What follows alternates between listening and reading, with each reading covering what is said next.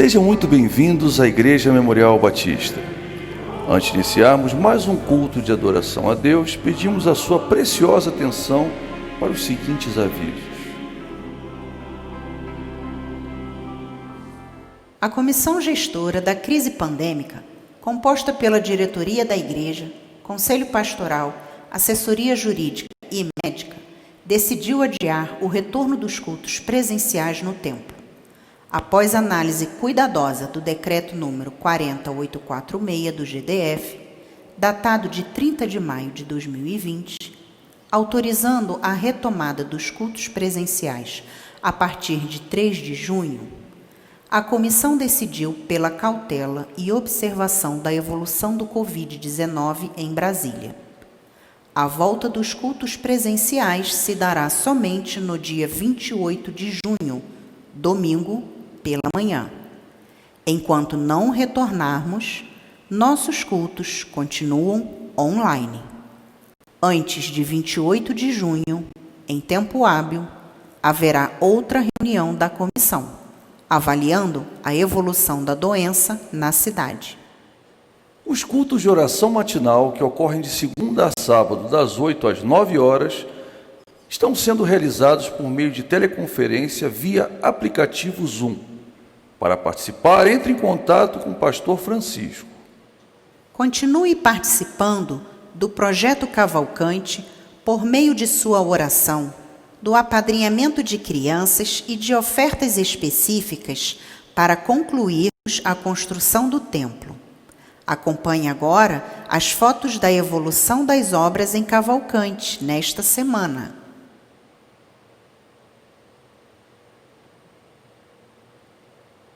Participe desse projeto, ligue para o Ministério de Missões. Muito obrigado pela sua atenção. Que Deus abençoe você, a sua família e o culto que se inicia agora.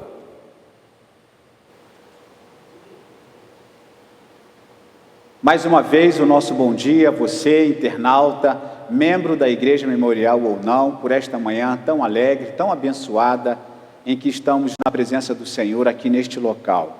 Convido você a cultuar, adorando ao Senhor conosco nesta manhã, e que a bênção de Deus esteja sobre o seu coração, sobre a sua vida, sobre a sua família, em nome de Jesus.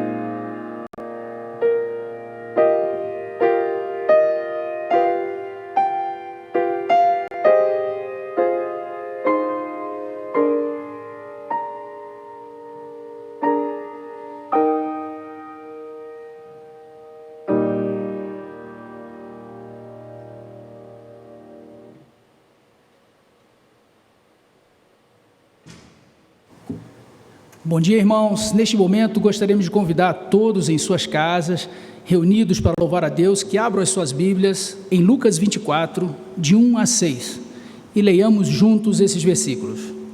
Mas todo o primeiro dia da semana, alta madrugada, foram elas ao túmulo, levando os aromas que haviam preparado, e encontraram a pedra removida do sepulcro. Mas ao entrarem, não acharam o corpo do Senhor Jesus. Aconteceu que, perplexas a esse respeito, apareceram-lhes 2 varões com vestes resplandecentes. Estando elas possuídas de temor, baixando os olhos para o chão, eles lhes falaram: por que buscais entre os mortos ao que vive? Ele não está aqui, mas ressuscitou. Amém. E é nesta certeza que eu convido você a cantar conosco, porque vivo está.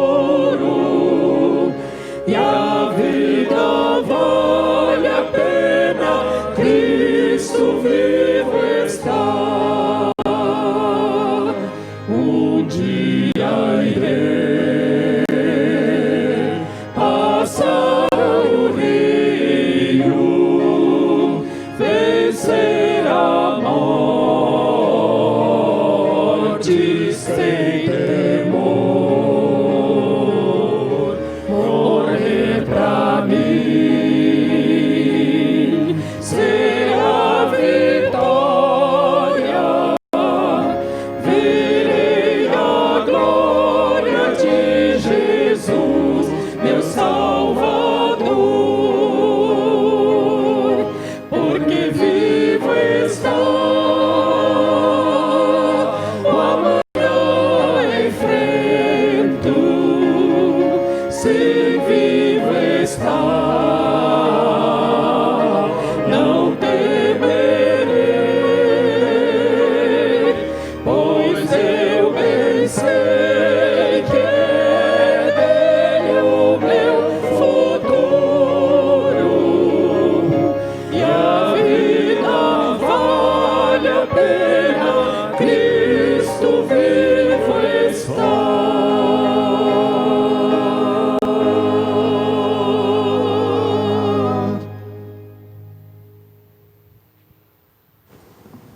Senhor meu Deus, muito obrigado, Senhor, porque nós estamos aqui reunidos aqui na igreja, o teu povo espalhado pelas suas casas, está te rendendo louvor, Senhor. Muito obrigado porque vivo tu estás e o amanhã eu enfrento. Muito obrigado porque tu vivo estás e nós não temos temor. Que essas palavras possam calar forte no coração do teu povo, Senhor. Muito obrigado por esse domingo. Muito obrigado porque nós podemos te render louvores. Fica conosco, nos dê um culto abençoado. Receba a nossa adoração, receba o nosso louvor. É o que nós pedimos de agradecidos no teu nome. Amém.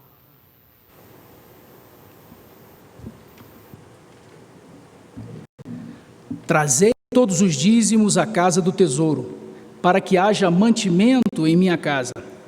E provai-me nisso, diz o Senhor dos Exércitos, se eu não vos abrir as janelas do céu e não derramar sobre vós bênçãos sem medida. Irmãos, mantenhamos firme o nosso compromisso com a mordomia no serviço do Senhor. Que nós possamos ser fiéis na obra, fiéis na dedicação dos nossos dízimos. Oremos. Grandioso Deus e Pai, graças te damos, Senhor, pelo privilégio que tu tens dado a esta igreja para se multiplicar no culto nos lares, Pai, através da tecnologia que temos hoje para poder manter a nossa comunhão viva, Pai, poder ouvir a tua palavra, a mensagem dada através dos seus profetas, Pai. Obrigado, Senhor, pela esta igreja. Obrigado pela obra que ela vem desempenhando, Senhor. E agradecemos, Senhor, pelas pessoas que têm mantido firme, Senhor, o compromisso com a manutenção do Teu reino. Senhor, se com aqueles também que estão com dificuldades financeiras ou aqueles que não têm emprego, Senhor, e agora passam por momentos difíceis. Abençoe essas vidas, Senhor. Abra oportunidades para essas pessoas. Abençoe cada um em seus lares agora, reunidos, Senhor, para te louvar. E entregamos este culto em Tuas mãos. É o que nós pedimos e agradecemos em nome do Teu Filho amado Jesus. Amém.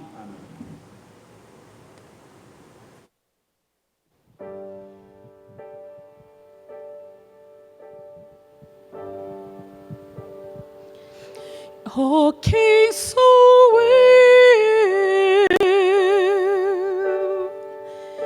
para falar de ti, Senhor?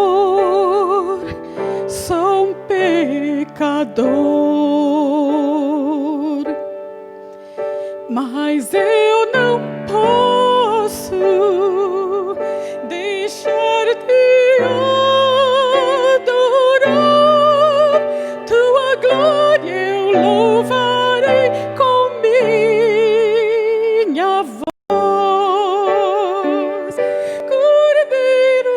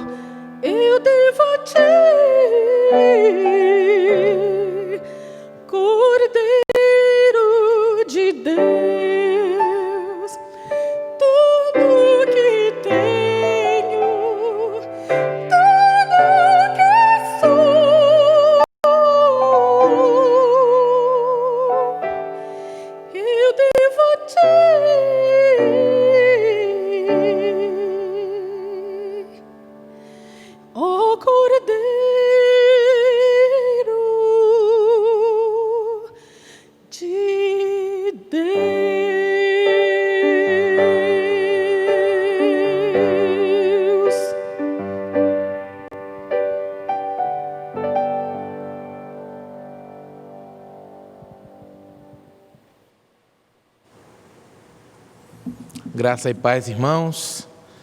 Estamos aqui nesse tempo para orar, momento de oração.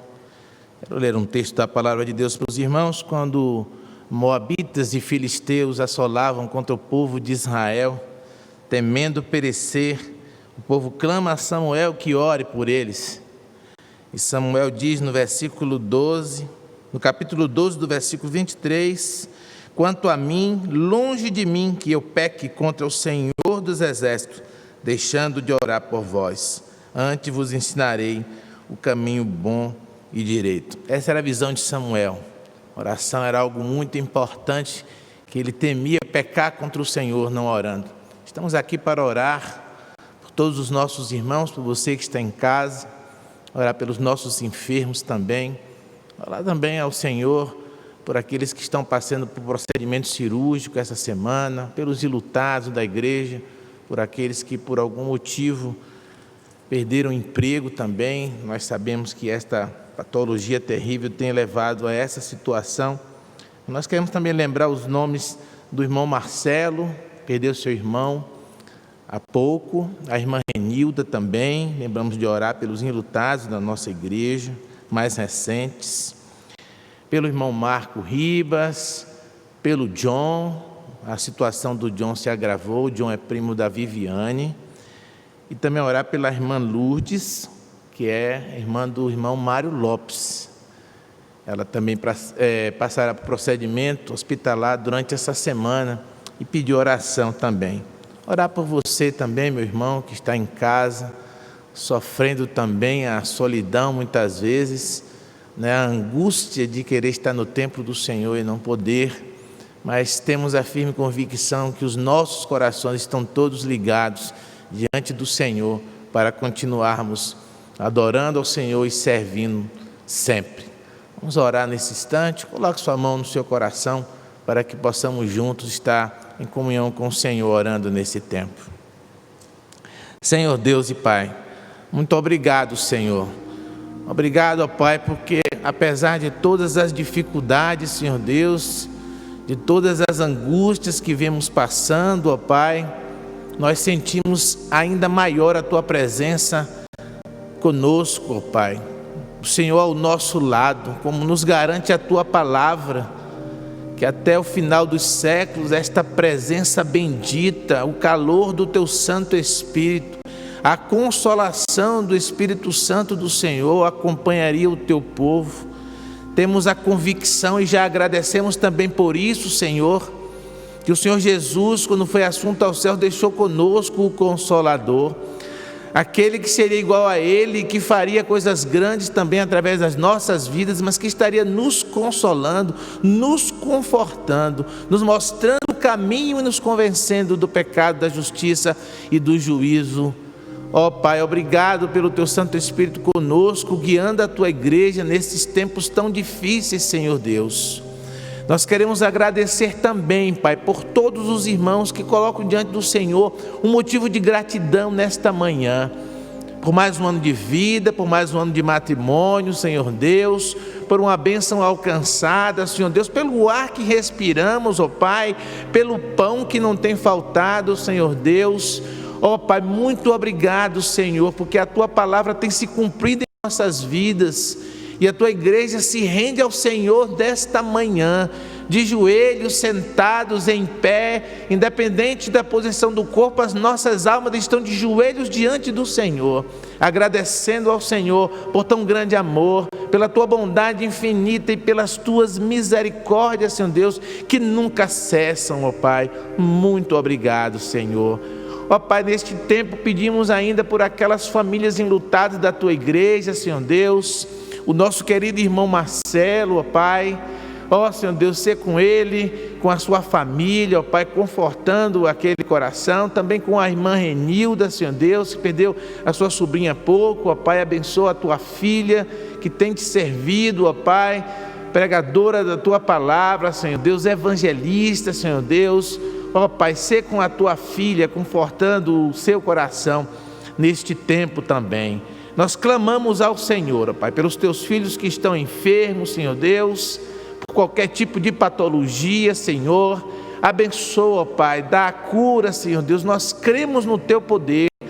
Nós sabemos que o Teu poder, ó Pai, se manifesta na fraqueza, os limites humanos quando chegam ao ponto final, Senhor. Nós cremos que a Tua providência é imediata e que o Senhor fará por nós tudo o que nós não podemos fazer. Confiamos no Senhor, nós dedicamos as nossas vidas ao Senhor. Nós temos o Senhor como o nosso castelo forte, como a nossa fortaleza, a muralha inexpugnável, Senhor Deus, que vence o inimigo que tenta nos assolar. E colocamos nas Tuas mãos a vida daqueles que cuidam também dos enfermos, Senhor. Mas nesta manhã, Pai, queremos também colocar em Tuas mãos a vida do irmão Marcos Ribas, Senhor Deus, a vida do John, Senhor Deus, de sua esposa, que após 20 dias acometida da enfermidade, mais uma vez continua com o vírus em seu corpo, Pai, mesmo após esse tempo, ser com a Tua filha também. Abençoa, Senhor Deus, a irmã Lourdes, ó Pai, cuida, Senhor Deus, da vida da Tua filha, cuida dos rins da Tua filha, Senhor Deus, que este é o clamor dela nesse tempo. Abençoa-nos, Pai, para que continuemos a orar por nossos irmãos, colocar a vida dos Teus filhos nas Tuas mãos sempre, ó Pai, porque as Tuas mãos, Senhor Deus, é o melhor lugar do mundo, e nós sabemos que o Senhor cuida de nós. Confiamos no Teu poder, confiamos na Tua soberania, mas confiamos também no Teu amor e nas Tuas misericórdias, Senhor, e sabemos que a misericórdia, Pai, triunfa sobre o juízo. Portanto, tem misericórdia de nós, Senhor Deus. Ó Pai, obrigado pela Tua igreja, que continua firme pregando a Tua palavra, semeando o Teu evangelho, mesmo nesse tempo, ó Pai, em que poderia parecer muito difícil continuar a fazer isso. Mas graças a Deus, a Tua igreja tem usado bem os recursos que o Senhor concedeu, tem usado bem os canais que o Senhor nos permite, para que possamos semear aquilo que é bom, divulgar as verdades da Tua palavra e ensinar o evangelho, o querigma, Senhor Deus, a salvação. Obrigado, Senhor Deus, pela vida de todos os Teus filhos que estão aqui nesta manhã, participando, Senhor Deus, com as suas vidas acima de tudo, e nós clamamos ao Senhor que mais uma vez use a vida do Teu filho, o pastor Davi, o anjo dessa igreja, ó Pai, para que mais uma vez, ungido pelo Teu Santo Espírito, possa trazer a mensagem do Teu coração para as nossas vidas, e que esta, Senhor Deus, ache guarida em nossos corações, para que possamos, Senhor Deus, continuarmos firmes nesta jornada que confiamos ao Senhor, em nome de Jesus. Amém.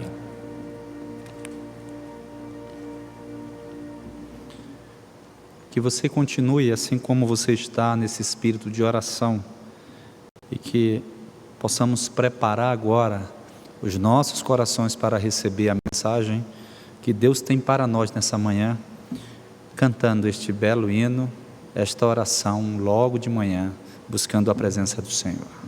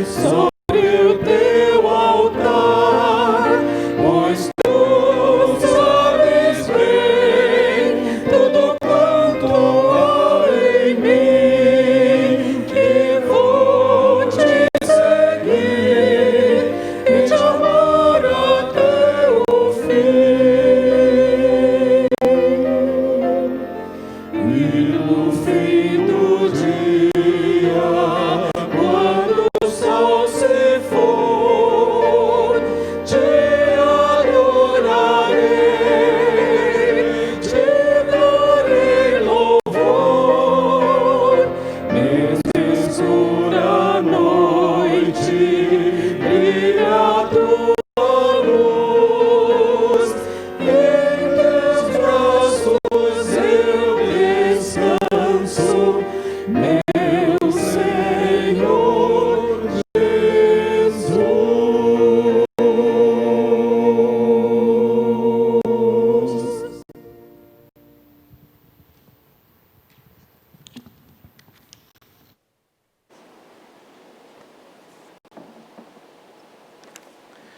Irmãos, comecei no domingo que passou, domingo último pela manhã, uma mensagem dividida em duas partes, com o tema Quais os perigos do isolamento social para a fé cristã. E em virtude do conteúdo um pouco longo, extenso, hoje nós temos a celebração da ceia, eu dividi em duas partes para trazer uma reflexão. São reflexões, não tenho a pretensão de fazer nenhuma afirmação concreta, total e absoluta. Nosso tempo é de observação, de cuidado, de prudência, mas os nossos olhos também estão abertos e a nossa mente bem funcionando no que diz respeito à criticidade do tempo que nós estamos vivendo, sendo prudentes como as serpentes, mansos como as pombas. E é nesta esteira deste pensamento, destas ideias, que no domingo último eu falei sobre a primeira parte dos perigos do isolamento, abordando alguns perigos, como por exemplo, o distanciamento do culto, enfraquecimento das relações sociais na igreja, enfraquecimento da fé e a apostasia, que é o afastamento de Deus, enfraquecimento bíblico, apresentando também algumas perdas com a nossa ausência física do local de culto e, consequentemente, dos ministérios, das salas de educação cristã, escola dominical e etc. E também o enfraquecimento do amor em virtude deste isolamento. E hoje pela manhã eu quero entrar então nesta segunda parte, tecendo alguns comentários sobre algumas possibilidades, alguns perigos, como por exemplo a perda do fervor e energia espiritual, idolatria como consequência, tensão sobre a validade do verdadeiro culto e sua liderança, negação e abandono da fé, menor possibilidade de prestação de contas, vulnerabilidade e impulsos comportamentais perigosos, possibilidade do controle estatal sobre a religião, enfraquecimento da influência da igreja na sociedade. Deixa-me mais uma vez explicar que não tenho a pretensão de fazer nenhuma afirmação concreta, total e absoluta, são reflexões. Até porque nós temos parâmetros em outros países, a nossa leitura nos permite refletir sobre o que acontece em outros lugares, em outros contextos. E nós devemos estar atentos como igreja do Senhor, porque como eu disse no domingo passado, lá em Jó, no capítulo 1, quando os filhos de Deus se reuniram para estar na presença do Senhor, Satanás também se apresentou e ele quis criar dificuldade, e como criou dificuldade com Jó, servo íntegro e temente ao Senhor. Então o inimigo também se apresenta e se aproveita das oportunidades para tentar frear o avanço da igreja. E nós temos uma realidade espiritual em que as coisas espirituais se discernem também, se definem também do ponto de vista espiritual, discernimento.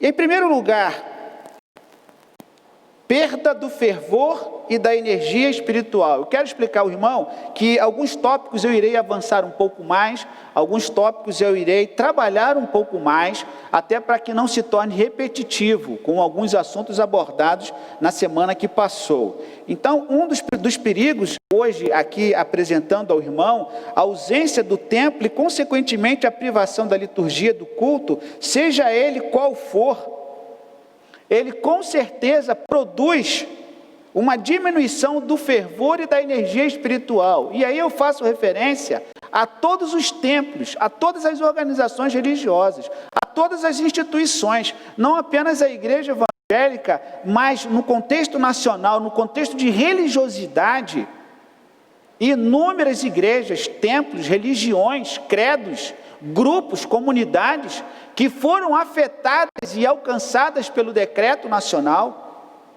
tendo as suas reuniões vedadas.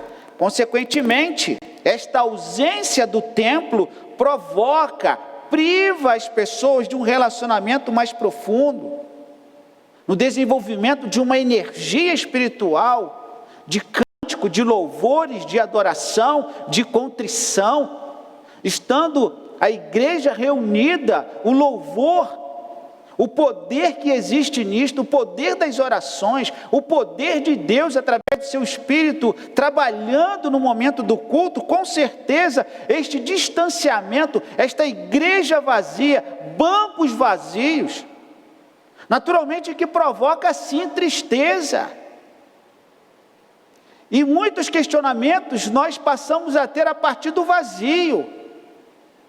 E é sobre isso então que este primeiro ponto ele faz referência a esta perda do fervor, da energia espiritual, desânimo. Desânimo provocado por este isolamento. E aí as fraquezas começam a surgir, e aí nós podemos perceber este esfriamento, esta letargia, este empurrar para frente, que tem consequências graves para a nossa vida espiritual. O segundo perigo é a dúvida sobre a soberania de Deus na história.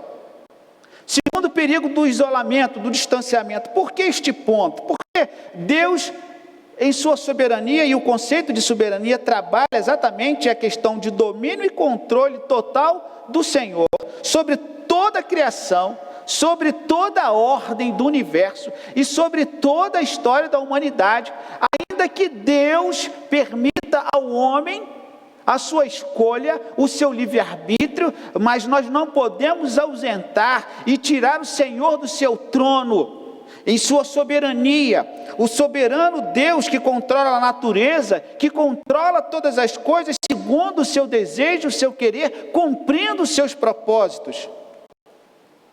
E em muitas situações, a permissão de Deus em sua soberania, fazendo com que a humanidade caminhe no sentido de olhar para Ele, de perceber o seu trabalho, de perceber a sua obra, de perceber a obra, principalmente a obra da redenção, que na cruz do Calvário marcou a história da humanidade. Então, esta dúvida a respeito se Deus ou não continua no direcionamento, produz um enfraquecimento, porque muitos podem sim começar a questionar: será que Deus está controlando? Deus tem conhecimento? Por que Deus permite? Por que Deus permite as mortes, o sofrimento? Por que Deus não decreta logo o fim desta pandemia? Por que já não temos uma vacina? Por que tanta demora? Deus, em sua soberania, Ele então conduz conforme a sua vontade, porque os pensamentos de Deus não são os nossos pensamentos. E Paulo já falava isto lá em Romanos, quando ele diz: quem conheceu a mente do Senhor? Quem conhece os seus propósitos? E Deus, em sua infinita sabedoria, e Deus, em sua infinita graça, Ele conduz sim a história, Ele conduz inclusive a vida da igreja, principalmente, a vida da igreja narrada em Atos, ela continua nas viagens missionárias, e ela continua em toda a história da humanidade. É a igreja que persevera, é a igreja que caminha para a glória eterna como peregrina nesse tempo, nessa história, porque não fazemos parte deste mundo, ainda que habitemos neste mundo, mas nós temos uma trajetória, a nossa terra prometida que Deus preparou para nós. E precisamos então saber sim que Deus conduz todas as coisas. Então, meu irmão, não se sinta prejudicado, ansioso, não se sinta agressivo com relação à fé, ao Senhor, porque Deus sabe todas as coisas. Deus é o Senhor da história. E a igreja sempre caminhou em meio a tantas lutas, guerras, pandemias, epidemias, tragédias e tantos tsunamis que a sociedade, que os tempos enfrentaram. É bem verdade que nós, talvez nossa geração, talvez a geração mais nova, talvez nunca tenha percebido, nunca tenha visto, nunca tenha vivido aquilo que está sendo vivido hoje em nossos dias. Mas não permita que esse distanciamento faça com que você se torne crítico, apático, descrente quanto à ação de Deus na história da humanidade. Terceiro item. Terceiro perigo, idolatria como consequência. Abra sua Bíblia em Êxodo no capítulo 32. Nós encontramos aqui neste texto de Êxodo capítulo 32, quando Moisés retarda a sua descida trazendo a lei para o povo. Ele subiu ao Monte Sinai e lá ele recebe a lei, e quando, pelo fato da sua demora de retornar a descer, o povo então constrói o bezerro de ouro para adorar. Me acompanhe, Êxodo no capítulo 32, a partir do verso de número 1. Vendo o povo que Moisés não desceu logo da montanha, foi ter com Arão e disse-lhe: olha, faz-nos ídolos para que tenhamos deuses que nos guiem, pois não sabemos o que foi feito desse Moisés que nos tirou do Egito. Dei-me os vossos brincos de ouro, respondeu-lhe Arão. Assim fizeram todos, as mulheres e os seus filhos e filhas. Arão fundiu o ouro e moldou-o, dando-lhe a forma de um bezerro. E o povo exclamou: ó Israel, aqui tens os teus deuses que fizeram sair do Egito. Quando Arão constatou o quanto o povo tinha ficado feliz com aquilo, construiu um altar defronte do bezerro e proclamou: amanhã haverá uma celebração dedicada ao Senhor. Assim, logo de manhã cedo, levantaram-se e começaram a oferecer holocaustos, ofertas de paz ao bezerro, o ídolo. Por fim, o povo descansou a comer e a beber e levantou-se para divertir. Então o Senhor disse a Moisés: desce depressa, imediatamente, porque o teu povo que trouxeste do Egito está a corromper-se. Desviou-se rapidamente, abandonou as minhas leis, fizeram para si um bezerro, a prestar-lhe culto e a sacrificar-lhe, dizendo: aqui tens os deuses, ó Israel, que fizeram sair do Egito. Moisés, recebendo a lei do Senhor, como aquele sacerdote, como aquele juiz que foi Moisés, como aquele homem de Deus usado pelo Senhor, recebendo a lei para o seu povo, pensando, intercedendo, clamando a Deus. O povo então começa a perceber que Moisés demora a descer do monte. E o povo, no desejo, no afã, no ímpeto de adorar. O povo então aflito, ansioso, querendo que as coisas acontecessem. Alguém levanta e diz: olha, Moisés está demorando muito. O que aconteceu deste tal de Moisés? Vamos fazer aqui a nossa forma de cultuar. E aí falam com Arão. Arão pede os brincos de ouro, os pertences que eles possuíam, valiosos, alguma espécie de brinco, de pérola, de argolas ou qualquer outra coisa que fazia parte da indumentária estética daquele povo. Ele então pega e ele então constrói um bezerro, e aquele bezerro satisfaz a vontade do povo. E diz o texto bíblico que eles então começam a adorar, começam a sacrificar. Arão convoca o povo, pela manhã eles começam a oferecer sacrifícios, ofertas de paz, e eles então criam um ídolo, e diz aqui a palavra do Senhor, que eles começaram a beber, e eles então começaram a se divertir, ou seja, a vida voltou ao normal. Que perigo a nossa impaciência, a nossa ansiedade fazer ou antecipar aquilo que Deus quer que se faça na hora certa.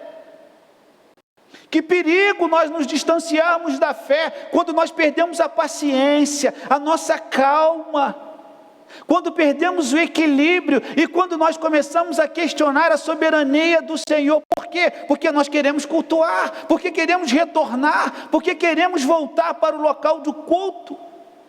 E quando o local do culto é restabelecido, e diz aqui o texto bíblico, não estou dizendo que isso vai acontecer com a gente, mas eles começam a se divertir, eles querem cultuar e tudo volta à normalidade, mas uma normalidade perigosa que não era da vontade do Senhor. O Senhor não queria que aquilo acontecesse, estava contrariando a vontade do Senhor. No tempo certo Moisés iria descer, e aí eu penso aqui nesse texto a respeito da idolatria como consequência, e coloco aqui o ingrediente neste tópico de número 3, que é o afastamento da liderança. Moisés era o líder, Moisés estava à frente do povo como aquele responsável para receber as tábuas da lei, para receber os mandamentos e os decretos, e todas as pessoas foram orientadas a permanecer embaixo, não poderiam tocar sequer naquele monte santo, o monte do Senhor. E então o afastamento da lei, o afastamento da liderança, o afastamento da vontade do Senhor naquele ato de prestação de culto idólatra a um bezerro de ouro que foi feito para atender a necessidade momentânea e temporária daquelas pessoas. É por isso que este item é sim um perigo para a idolatria, um perigo para que nós comecemos a promover os nossos próprios ídolos, a nossa maneira de culto, a nossa forma de culto, e nos distanciarmos do verdadeiro culto na presença do Senhor. Fiz uma participação de uma live com um grupo de líderes da denominação, dizendo exatamente do perigo, e manifesto a minha opinião nesse sentido, o perigo de idolatrar a tecnologia, trocando a idolatria, trocando a mensagem do Senhor, trocando o conteúdo bíblico, trocando a essência do Evangelho pelos artifícios tecnológicos. Usamos sim a tecnologia, e a Memorial é abençoada neste sentido. Estava conversando com um pastor, perguntei a ele: a sua igreja transmite culto online? Ele falou assim: não, pastor, tudo é gravação, nós não temos recursos. Quantas igrejas pequenas que não possuem recursos estão se esforçando para poder manter o seu fiel, para cuidar dessas pessoas? Quantas igrejas que não possuem recursos, porque possuem recursos limitados, não podem fazer com que este tempo seja um tempo de pastoreio, de cuidado? Ainda que tenhamos a tecnologia, mas nós temos na palavra de Deus os princípios, o conteúdo teológico, o conteúdo doutrinário que não muda. Não estou dizendo com isso que nós não devamos usar a tecnologia, tanto usamos que aqui estamos na tecnologia. Eu, por exemplo, estou aqui usando um tablet, poderia usar um papel, um microfone aqui dessa maneira e tantas outras coisas, um celular aqui no bolso, cartões de crédito aqui no bolso e tantas outras coisas. Somos frutos, usamos. Mas o perigo é quando nós começamos a trocar o culto ao Senhor, a pureza do culto, a doutrina, a palavra de Deus, por aquilo que é secundário. Na tentativa de querer agradar a Deus, construir bezerros e cairmos na idolatria para simplesmente agradar o povo e agradar aos caprichos de algumas pessoas. O afastamento da liderança, tiraram o foco de Moisés, tiraram o foco da lei de Deus, tiraram o foco do enviado do Senhor e colocaram em Arão, e Arão não era a pessoa ali naquele momento que tinha a última palavra, porque a última palavra estava com o seu servo e era Moisés. Dentro desse item eu ainda percebo um outro episódio muito semelhante que está em 1 Samuel no capítulo 13. Abra a sua Bíblia, 1 Samuel no capítulo de número 13, o verso de número 8 e seguinte. Afastamento da liderança. Quando Saul foi orientado por Samuel a aguardar 7 dias para o culto, para o sacrifício. Saul não esperou. 1 Samuel no capítulo 13, verso 8, me acompanha aqui nesse texto. Esperou Saul 7 dias, segundo o prazo determinado por Samuel. Não vindo, porém, Samuel a Gilgal, o povo foi espalhando dali. Então disse Saul: trazei-me aqui o holocausto e ofertas pacíficas. E ofereceu o holocausto. Mal acabara ele de oferecer o holocausto, eis que chega Samuel. Saul saiu ao encontro para o saudar. Samuel perguntou: o que fizeste? Respondeu Saul: vendo que o povo ia se espalhando daqui, e tu não vinhas dos dias aprazados, e que os filisteus já se tinham ajuntado em Miquimás, eu disse comigo: agora descerão os filisteus contra mim a Gilgal, e ainda não obtive a benevolência do Senhor, e forçado pelas circunstâncias, ofereci holocaustos. Então disse Samuel a Saul: procedeste neciamente em não guardar o mandamento que o Senhor teu Deus te ordenou, pois teria agora o Senhor confirmado o teu reino sobre Israel para sempre. Você percebe o perigo da idolatria? Você percebe o perigo do afastamento da liderança? Saul não tinha autorização para oferecer os sacrifícios.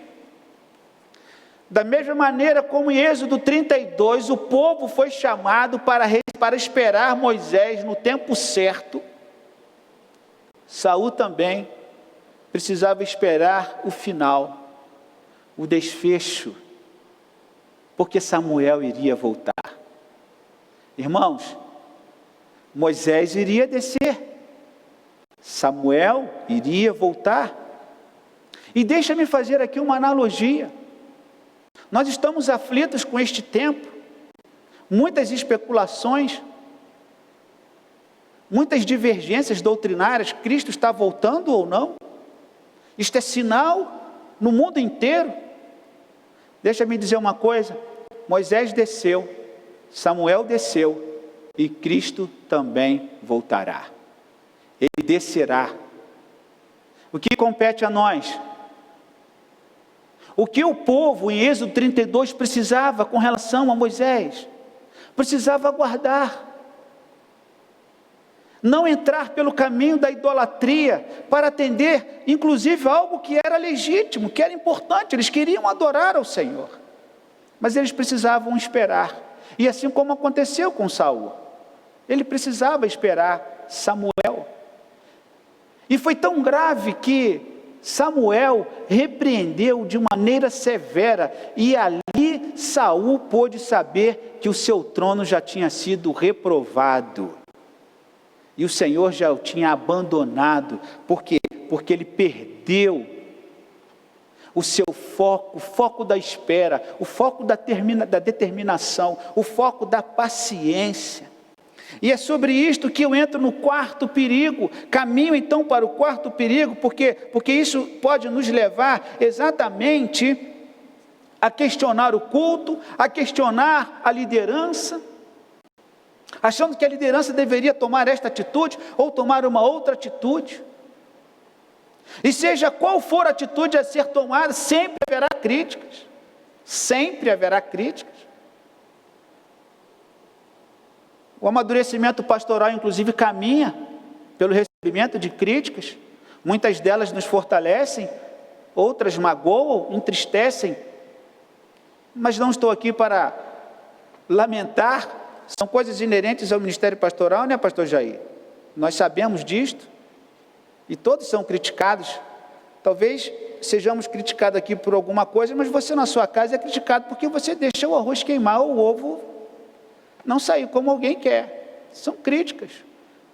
Talvez você não tenha lavado o seu carro, feito qualquer outra coisa, e tem alguém criticando. Elas fazem parte da vida. As repercussões são maiores ou menores, dependendo do conjunto, conjuntura, do contexto, do que seja. Na verdade, todos nós somos cobrados. Mas o que eu quero mostrar nesse ponto é que nós precisamos esperar. Precisamos aguardar com prudência. Isso me leva ao quarto ponto, que é a atenção sobre a validade ou não do culto presencial. Aqui está como número 9, mas o meu número é 4. Tensão sobre a validade ou não do culto presencial. Aqui na tela nós temos a sequência. E aqui eu coloquei em ordem para que eu não pudesse me confundir. Aqui é 9, no meu é 4. Não tem problema. Essa tensão sobre a validade ou não do culto presencial. Precisamos de Moisés? Precisamos de Saul? Precisamos da lei de Deus? Precisamos dos mandamentos do Senhor? Precisamos de Bíblia? Precisamos de ceia do Senhor? Precisamos de ministro? Precisamos de música? Precisamos ofertar? Para que ofertar? Não, façamos conforme a nossa imagem aquilo que nós queremos. Este é o perigo desta tensão, validade ou não do culto presencial, não. Fico muito bem em minha casa. Aliás, eu economizo gasolina. Aliás, eu não preciso colocar roupa. Não preciso encontrar com alguns irmãos que eu não gostaria. Posso aproveitar o tempo da manhã melhor, com outras coisas mais.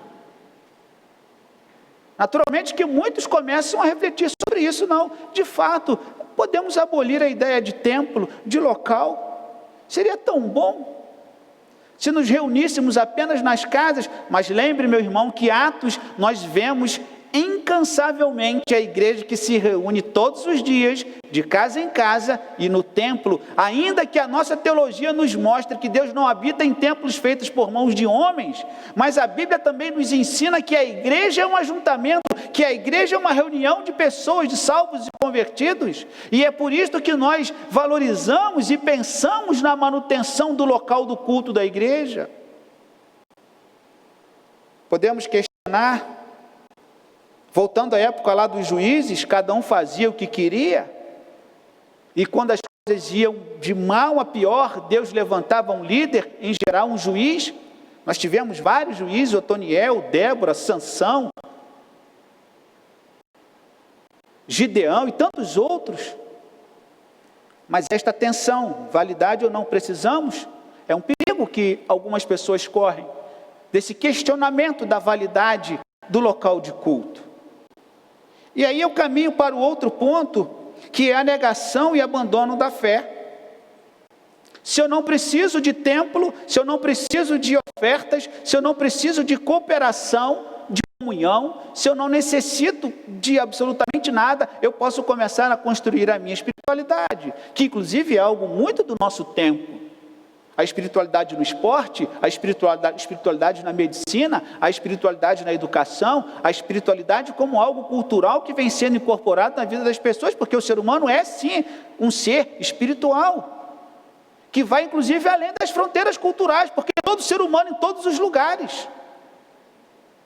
E daí este perigo de começar a questionar, começo a questionar Deus, começo a questionar a soberania do Senhor, começo a questionar valores cristãos, começo a questionar determinados hábitos saudáveis. Eu posso entrar num caminho de negação e abandono da fé. Abra sua Bíblia em 2 Tessalonicenses, no capítulo 2. Me acompanhe aqui nesse texto, 2 Tessalonicenses, no capítulo 2, verso de número 3. Eu li esse texto ontem, numa live que eu fiz com os embaixadores do rei aqui da igreja. Que por sinal, esses meninos muito bem afiados. Parabéns à liderança dos embaixadores do rei pelo trabalho que estão realizando, inclusive as mensageiras. O pastor Jair estava nas mensageiras e eu estava com os embaixadores. 2 Tessalonicenses, no capítulo 2, verso 3. Ninguém, de modo algum, vos engane, porque isto não acontecerá sem que primeiramente venha a apostasia e seja revelado o homem da iniquidade e o filho da perdição. Paulo está falando sobre a vinda de Cristo. E antes da vinda de Cristo ele pontua, olha, que ninguém vos engane. Haverá um tempo de apostasia, de afastamento. Haverá um tempo em que eles irão negar, renunciar, abandonar a fé. E aí o homem da iniquidade, o anticristo, o filho da perdição, se levantará contra Deus e contra tudo que é do Senhor. Negação da fé e abandono da fé. Se você entende que nós estamos vivendo os últimos dias, então esse é um texto muito próprio para o entendimento, para o fortalecimento desse entendimento. Se nós entendemos que este tempo é um tempo de prenúncio, de indício, de afastamento, de frieza, como a Bíblia nos mostra, a respeito da falta de fé, da falta de amor, porventura, quando o Filho do Homem vier à terra, achará fé na terra, por causa da iniquidade, o amor de muitos esfriará. E aí eu caminho para o próximo, que é a menor possibilidade de prestação de contas. Se eu estou desassociado do contexto religioso, vamos dizer assim, do contexto eclesiástico, se eu não estou envolvido na esfera da prestação de conta, da leitura da palavra, da entrega das minhas ofertas, da comunhão com os irmãos, da responsabilidade com a intercessão, se eu começo a me distanciar e a me deslocar desse contexto, dessa esfera eclesiástica, deste ajuntamento, consequentemente, eu começo a perder os referenciais, a quem eu presto conta, eu não encontro ninguém, não tenho contato com ninguém, a minha vida está sendo vivida de maneira isolada, já não tenho contato com o professor da minha EBD, não tenho contato com a liderança da igreja, o meu tutor, ou então o meu mentor, aquela pessoa que é o meu líder. Esse afastamento provoca exatamente esta ruptura. Os aspectos da vida espiritual que vão se tornando cada vez mais vazios, frios e distantes. Não necessito prestar conta mais de ninguém, é um perigo que nós corremos. Não há testemunho a dar, não preciso falar que eu sou crente, estou vivendo a minha fé e vivendo a minha vida. Não há compartilhamento, inclusive, do Evangelho de Jesus Cristo, não há pregação do Evangelho. O conceito de pecado enfraquece uma sociedade anestesiada e tomada pelo medo e pelo pânico. E aí, pastor Jair, quando se fala de pecado, como assim falar de pecado? Não basta a ansiedade, não basta o medo, ainda vem falar de pecado? Vocês ainda querem colocar mais culpa em nós? São situações que vão se agigantando, que se tornam perigosas para nós.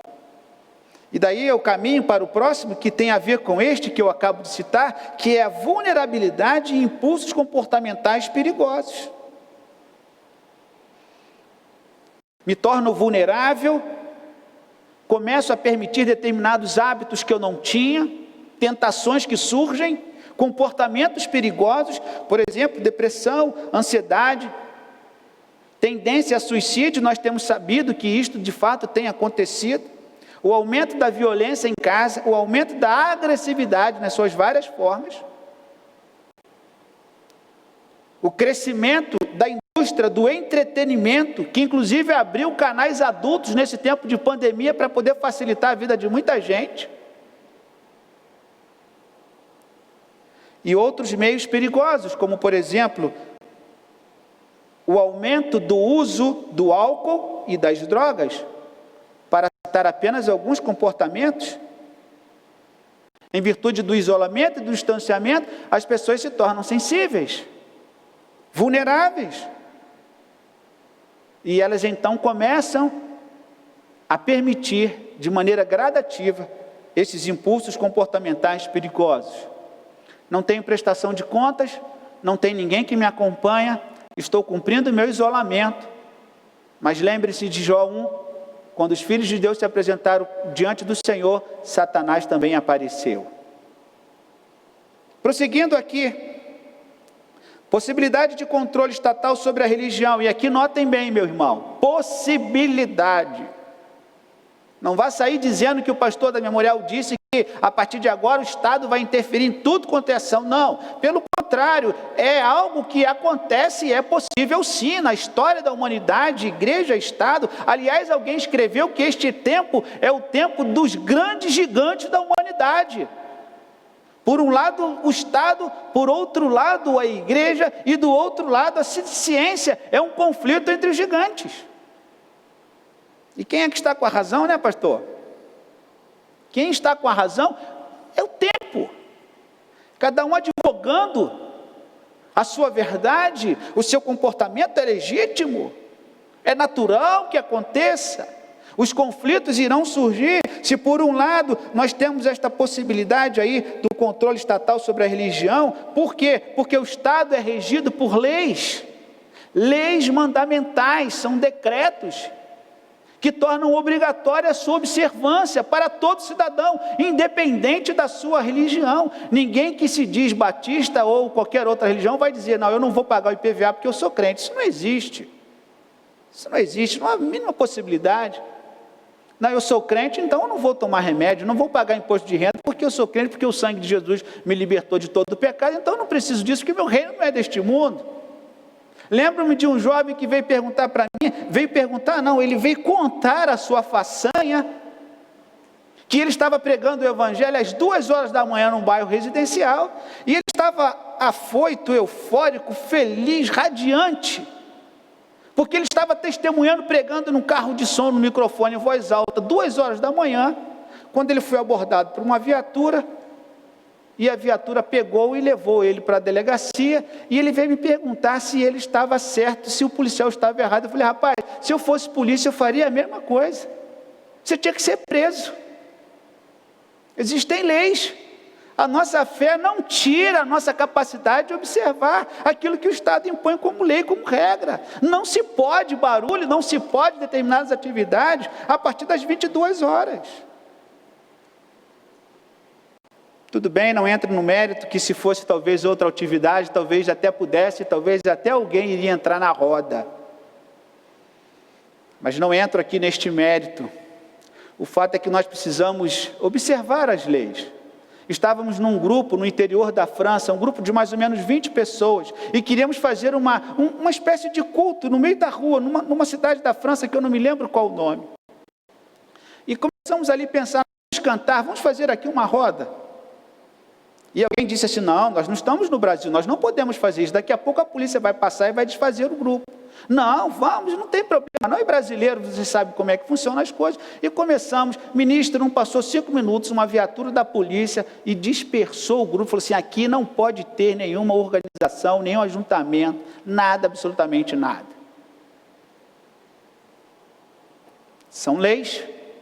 O artigo 5º da Constituição diz assim: é inviolável a liberdade de consciência e de crença, sendo assegurado o livre exercício dos cultos religiosos e garantida na forma da lei a proteção aos locais de culto e suas liturgias. Ótimo, nós temos a proteção do Estado para com a nossa fé, para com a inviolabilidade da nossa consciência, da nossa crença e respeitados os locais de culto e das liturgias. Mas o artigo seguinte, o artigo 5º é grande, o artigo 6º, logo ele vem dizendo o seguinte: são direitos sociais a educação e a saúde.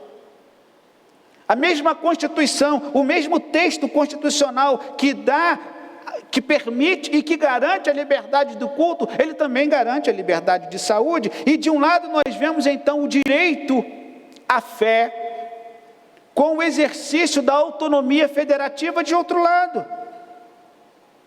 O Estado que garante o nosso culto também é o Estado que garante a nossa saúde.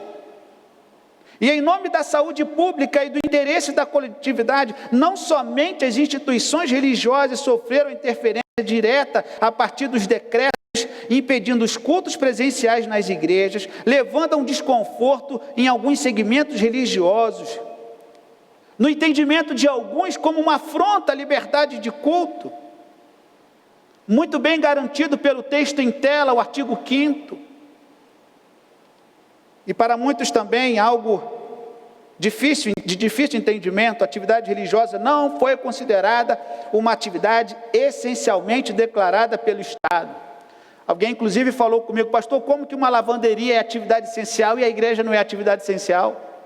E tantas outras atividades consideradas essenciais. Vejam, irmãos, este aparente conflito que esta pandemia nos traz no entendimento da igreja, da sua liberdade do culto.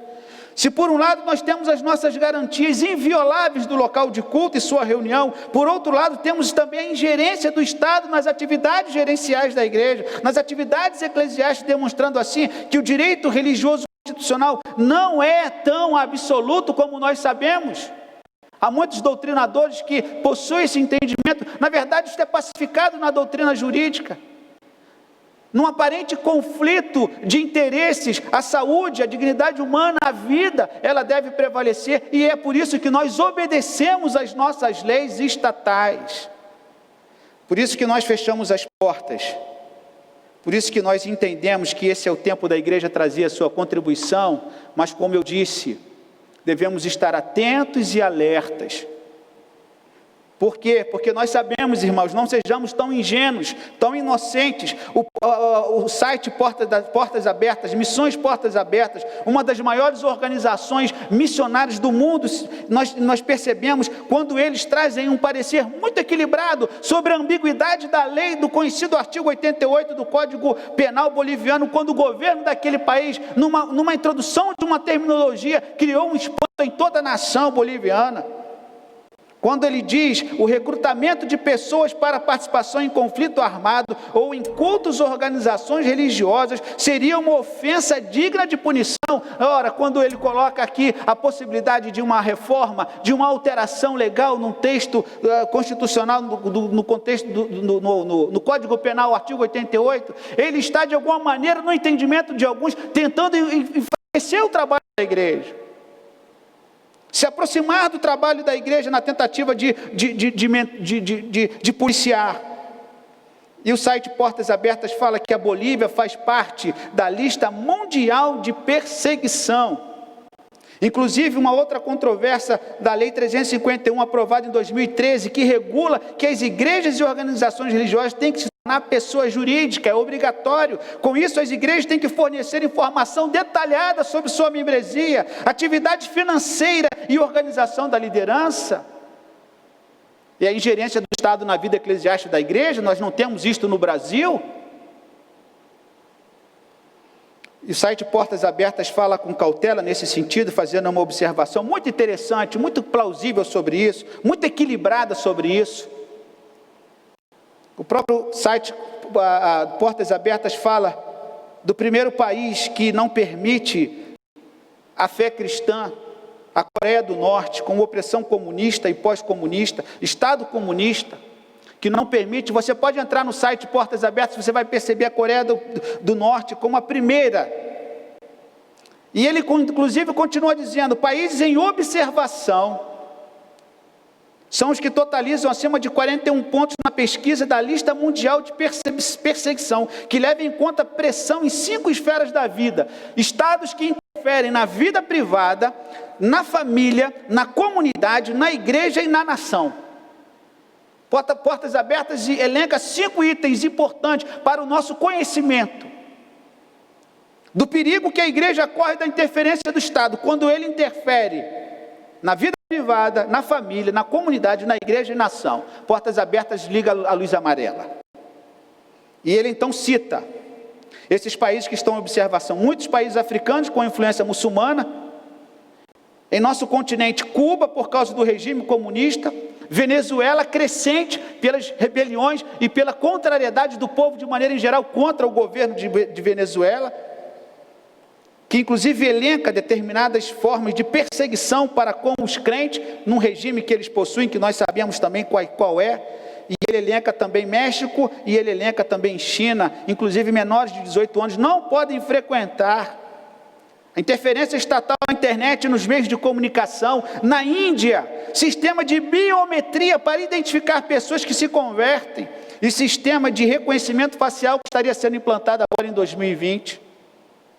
Eu poderia citar aqui tantos outros, irmãos. Esta ingerência de atividades eclesiásticas, por um lado nós temos o governo que deve garantir o nosso culto, deve garantir a nossa saúde, mas nós devemos estar atentos e cuidadosos, percebendo o tempo, percebendo o momento. Eu vou resumir aqui, tinha algo muito importante aqui para falar com os irmãos, a respeito do exercício da nossa fé, como prática religiosa em nosso templo, como direito inviolável, como direito adquirido, mas nesta possível colisão dos conflitos, nós estamos atentos àquilo que é a determinação da saúde, da preservação da vida, tensão da relação entre igreja e Estado, no possível conflito aparente. Nós vimos isto, inclusive, inúmeras demandas no judiciário, no desejo, no pedido da igreja estar aberta de cultos, de fazer valer o preceito constitucional da garantia do culto. Vimos inúmeras ações em todo o Brasil e de várias denominações. Mas eu vou caminhar aqui para o final. Diminuição da influência da igreja na sociedade. O último ponto.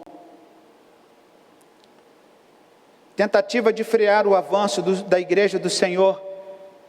E eu não estou aqui fazendo acusações ao governo A ou ao governo B. Estou aqui apontando um fato social que estamos sentindo, que estamos percebendo, e que o tempo irá nos dizer que o futuro pode reservar alguma surpresa. Aqueles que acreditam no ponto de vista escatológico, que se Cristo está voltando, a igreja poderá sim, o Evangelho de Jesus Cristo poderá sim começar a sofrer interferências externas. Isto é bíblico. E não quero ser porta-voz das profecias malignas e trágicas para ninguém, mas eu preciso, como pastor e como profeta do Senhor, levá-lo ao entendimento. Se nós estamos caminhando de fato para o fim, haverá sim uma espécie de montagem de um quebra-cabeça, de um entendimento, de um cenário propício para a apresentação do anticristo, governo único, que atenderá à demanda de segurança e de controle de todas as nações. Tentativa de frear o seu avanço, o avanço da igreja, medidas restritivas sendo aprovadas gradativamente, tentando frear o avanço da igreja e do evangelho. Não se pode pregar aqui, não se pode pregar ali, tem que se ter isso, tem que se ter aquilo. São medidas, algumas inclusive são importantes, são essenciais, não podemos fazer de qualquer maneira. Não podemos ir 2 horas da manhã pregar o evangelho com os carros de som alto. Temos que ter cuidado com isso naturalmente. Mas nós temos a nossa liberdade de culto. E quando o Estado, em Atos, no livro de Atos, quando o 1º século, o 2º século, quando aquelas perseguições deixaram de ser locais do ponto de vista do judaísmo e passaram a ser estatais, o evangelho se tornou religião ilícita, o Estado começou a provocar perseguição. E quantos morreram? Tentativa do desmanche e enfraquecimento do discurso da fé. Sabemos que fé e ciência são importantes na construção da sociedade, das nações. Nós sabemos da importância da fé, como sabemos da importância da ciência. Entendo perfeitamente que há um diálogo, que são compatíveis. Mas nós percebemos também esse discurso, que o que vale é a ciência, e que a ciência tem a última palavra, e nós conhecemos o nosso Deus soberano, e nós conhecemos o Deus que criou todas as coisas, que inclusive é o Senhor da ciência. Mas nós percebemos também este discurso que pode enfraquecer a fé, enfraquecer a presença da igreja na sociedade. Assim, meu irmão, eu termino estas considerações para a nossa reflexão. E eu quero terminar com o texto de Marcos 13, 28. Marcos capítulo 13, 28, eu quero terminar com esse texto. Vivemos um tempo delicado para a igreja do Senhor no mundo. Crescimento do ateísmo, crescimento da apostasia, cumprimento de algumas profecias da palavra do Senhor. E eu termino aqui Marcos capítulo 13, quando nós encontramos a partir do verso de número 28, aprendei, pois, a parábola da figueira, quando já os seus ramos se renovam e as folhas brotam, sabeis que está próximo o verão. Assim também vós, quando virdes acontecer estas coisas, sabei que está próximo às portas. Em verdade vos digo que não passará esta geração sem que tudo isto aconteça. Passará o céu e a terra, porém as minhas palavras não passarão. Mas a respeito daquele dia ou hora ninguém sabe, nem os anjos no céu, nem o Filho, senão o Pai. Estai de sobreaviso, vigiai e orai, porque não sabeis quando será o tempo. E se nós não sabemos quando será o tempo, estejamos alertas e vigilantes, e percebendo os perigos dos fatos, acontecimentos, seja ele de qualquer natureza, em qualquer situação, estejamos alertas e vigilantes, para que a igreja do Senhor não se perca no caminho em direção à terra prometida que o Senhor nos deu, através de Cristo Jesus.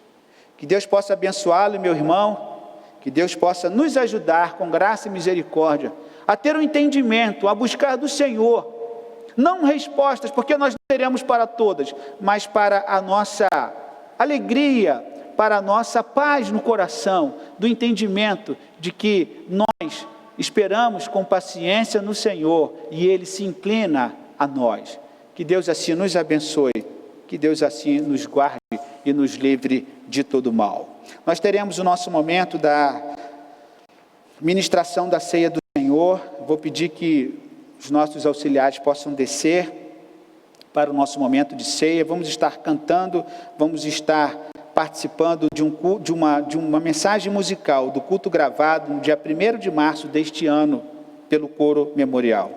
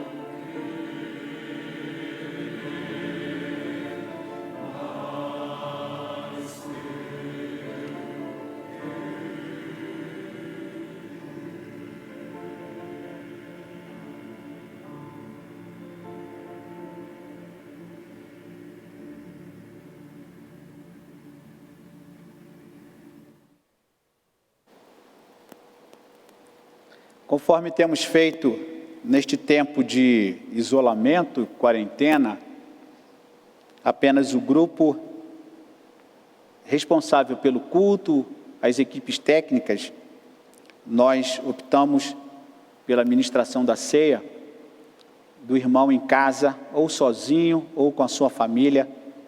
E como que nós temos ouvido e recebido inúmeros testemunhos importantes de comunhão, de sentir a presença do Senhor, não por causa dos elementos, mas por causa do próprio culto ao Senhor, um tempo de enlevo espiritual, de paz, de bênção. Como nós temos ouvido neste tempo testemunhos importantes deste tempo em que nós permitimos que as famílias possam cear em casa. Nós não temos controle das pessoas porque entendemos que é uma responsabilidade individual. O próprio apóstolo Paulo, na orientação a respeito da ceia, ele diz assim, quando ele traz a orientação no capítulo 11 de 1ª carta aos Coríntios, no verso de número 28, examine-se, pois, o homem a si mesmo, e assim coma do pão e beba do cálice.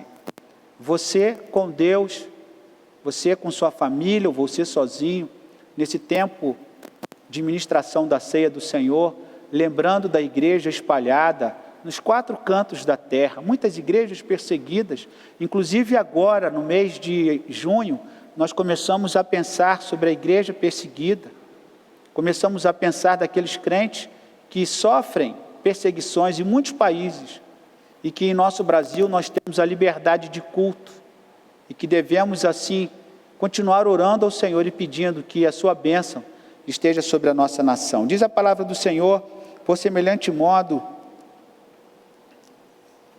porque eu recebi do Senhor o que também vos entreguei, que o Senhor Jesus, na noite em que foi traído, tomou o pão, e tendo dado graças, o partiu e disse, isto é o meu corpo que é dado por vós. Fazei isto em memória de mim. Por semelhante modo, depois de haver ceado, tomou também o cálice, dizendo, este cálice é a nova aliança no meu sangue. Fazei isto todas as vezes que o beberdes, em memória de mim. Eu creio, meu irmão, que, pelo que nós estamos percebendo, se tudo correr bem, no próximo mês nós já teremos a ceia presencial, dependendo de como a situação vai se deslumbrar para nós, vai se perceber para nós, nós iremos realizar a ceia do Senhor presencialmente, com as regras, com as diretrizes, número de pessoas e o afastamento, como temos falado, mas já é um motivo de gratidão, já é um motivo de alegria, da possibilidade de novamente estarmos juntos para cultuar e para celebrar através da ceia do Senhor. Pedir ao nosso irmão Diácono Tias que venha aqui, nós vamos estar procedendo com a entrega do primeiro elemento e vamos estar nos colocando diante do Senhor.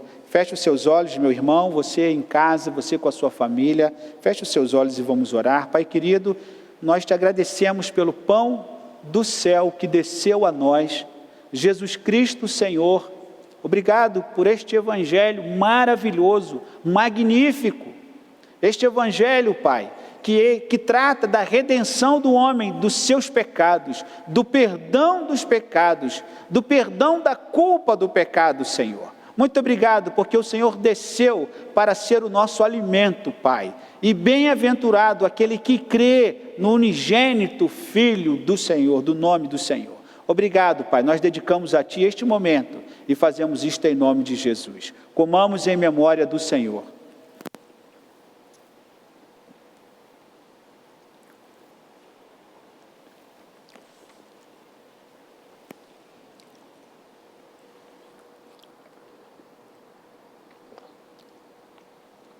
A Bíblia diz que, semelhantemente, Jesus, depois de dar o pão aos seus discípulos, ele tomou o cálice e deu aos seus discípulos, dizendo, este cálice é a nova aliança no meu sangue, fazei isto em memória de mim. Você, neste momento, antes de você tomar o cálice, feche os seus olhos mais uma vez, agradeça a Deus a vida. Se você está em sua casa com a sua família, coloque a sua mão sobre o seu esposo, a sua esposa, o seu filho, o seu neto, o vovô, vovó, o titio, o primo.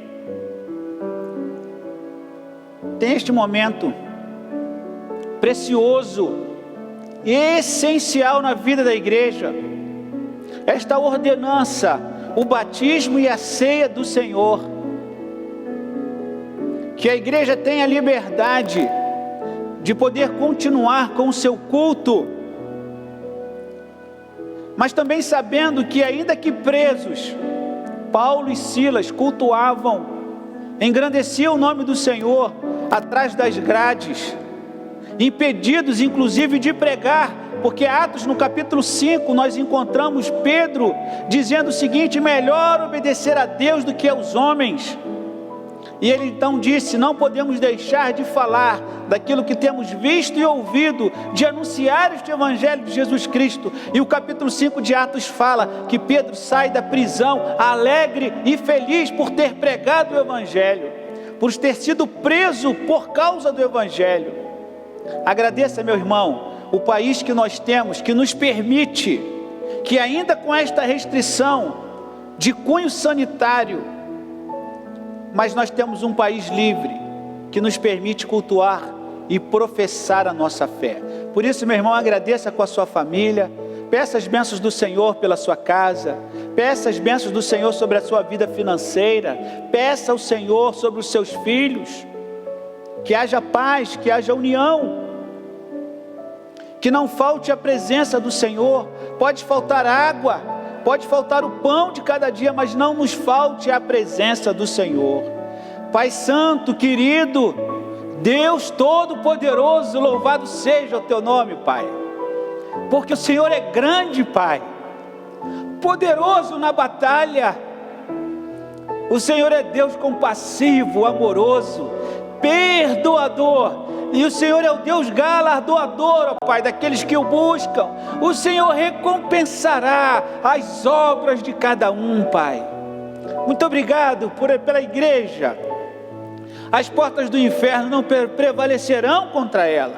A tua igreja é vitoriosa. Ela pode ser morta aqui, mas ela viverá para sempre contigo na eternidade. Ó Deus, traga este fervor, traga esta alegria, Senhor. Não permita que esta pandemia traga o esfriamento da fé dos teus servos. Não permita que os lares se enfraqueçam, Senhor, mas que os corações possam estar, ó Deus, realmente aquecidos pela presença do teu Espírito Santo, trazendo-nos energia espiritual, fervor espiritual e um desejo tremendo de pregar o teu evangelho a toda criatura, Senhor. Muito obrigado por este momento, Senhor. Muito obrigado, Senhor, pelo sangue de Jesus que nos purifica de todo o pecado, Pai. Nós entregamos a Ti com gratidão.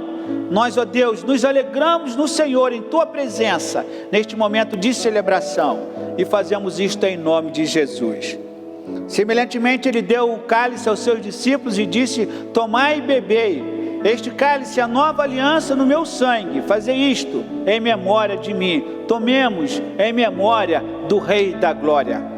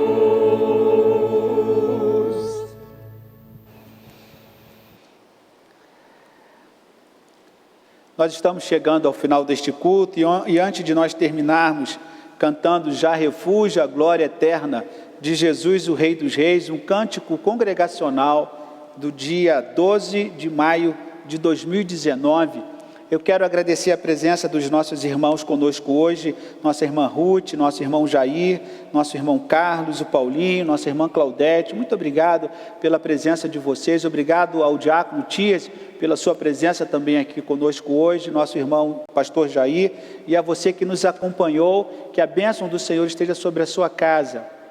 Nós já estamos trabalhando com os nossos corações alegres sobre o retorno do dia 28, está próximo. Vamos trabalhar e vamos estar assim promovendo a melhor segurança para que você, dentro das nossas limitações de quantidade de pessoas, possa estar aqui conosco no próximo culto, no dia 28. Vamos encerrar este culto, vamos cantar este hino, Já Refúgio, a glória eterna. Você pode nos acompanhar e depois a oração final, encerrando este culto.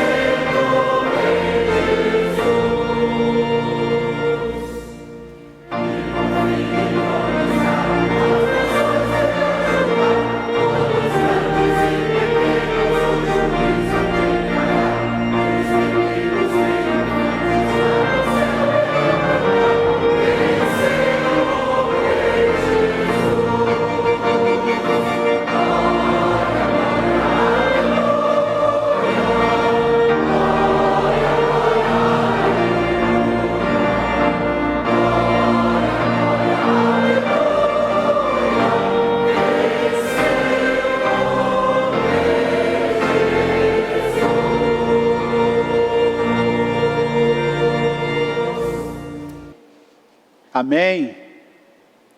Vencendo vem Jesus.